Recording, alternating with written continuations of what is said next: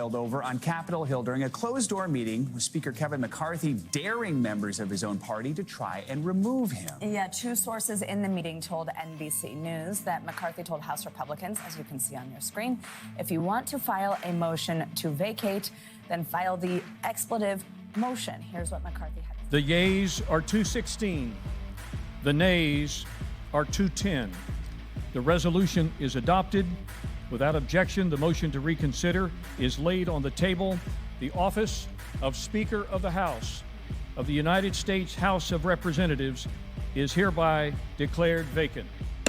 So here we are, it's Friday, finally the end of a very crazy but historic week as far as what happened in the halls of Congress.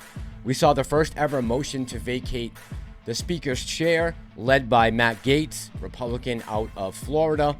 And despite all the naysayers and the confidence of Speaker Kevin McCarthy, it actually went through by the slimmest of margins. Democrats jumped on board, decided to vacate that chair. And here's what Matt Gaetz had to say following that decision. Watch. My colleague says we've passed the strongest border bills in history. Well, guess what? Look at the border right now. We didn't use sufficient leverage in the debt limit or in any other thing to actually get results on the border. The border is a disaster, really something I don't think you're going to be campaigning on, that you fix the border. And when it comes to how those raise money, I take no lecture on asking patriotic Americans to weigh in and contribute to this fight from those who would grovel and bend knee for the lobbyists and special interests who own our leadership, who have boo all you want, who have hollowed out this town and have borrowed against the future of our future generations. I'll be happy to fund my political operation through the work of hardworking Americans, $10 and $20 and $30 at a time, and you all keep showing up at the lobbyist fundraisers and see how that goes for you. I reserve. Now, I can already hear some of you guys out there saying, Mass, what does any of this have to do with your thumbnail? In your thumbnail, you have Gary Gensler and Patrick Mchenry, who is the head of the House Finance Committee. Well, just the other night, we were talking about these two gentlemen when Gary Gensler was called in front of Congress and Patrick Mchenry was grilling him and questioning him on some issues that Congress has with the SEC. And I was sticking up and defending for Patrick Mchenry. I was saying that he seemed legit. He seemed like he really had some concerns and wanted to address some of the issues that retail has brought to their attention over the past 2.5 years.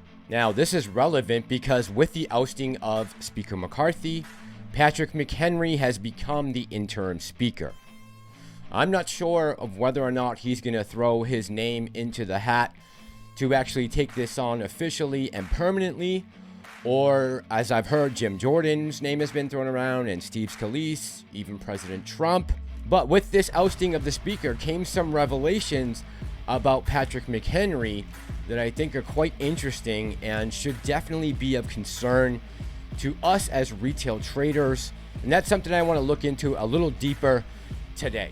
Now, we got to make sure we give a shout out here to Dave Lauer over on Twitter, who dropped this story last week. It says, in the midst of the battle taking place over government funding, the House Financial Services Committee, of which Patrick Mchenry is the head of, tried to slip in a provision to defund the SEC's new market structure proposals. They were hoping no one noticed, but we found out. And in particular, this section 552 states, none of the funds made available by this act may be used to finalize, implement, or enforce the rulemaking entitled Regulation Best Execution, Order Competition Rule, and Regulation NMS, Minimum Pricing Increments, Access Fees, and Transparency of Better Priced Order. Now, this basically is a slap in retail's face. So after I went out there praising Patrick Mchenry, he turns around and stabs us in the back. The SEC's effort to reform equity markets and put an end to excessive off-exchange trading are under attack. A small group of powerful firms are trying to stop the SEC from doing anything to fix our market structure.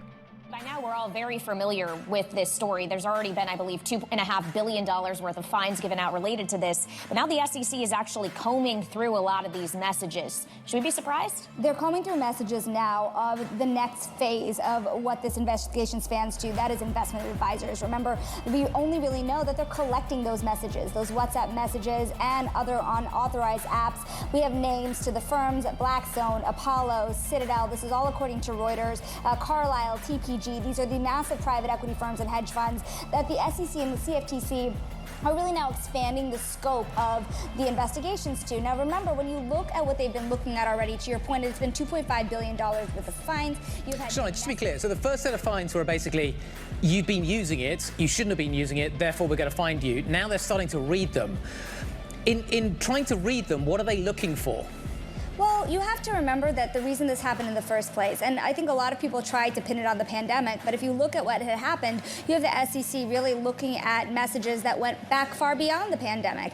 Messages at JP Morgan going back to 2018, for example. And so what are they looking for? They're saying that it's making the SEC's job harder, regulators' job harder to parse through messages as they need to in the event of any regulatory matters. But now what they're saying here is that you shouldn't be using these unauthorized forms of communication in the first place.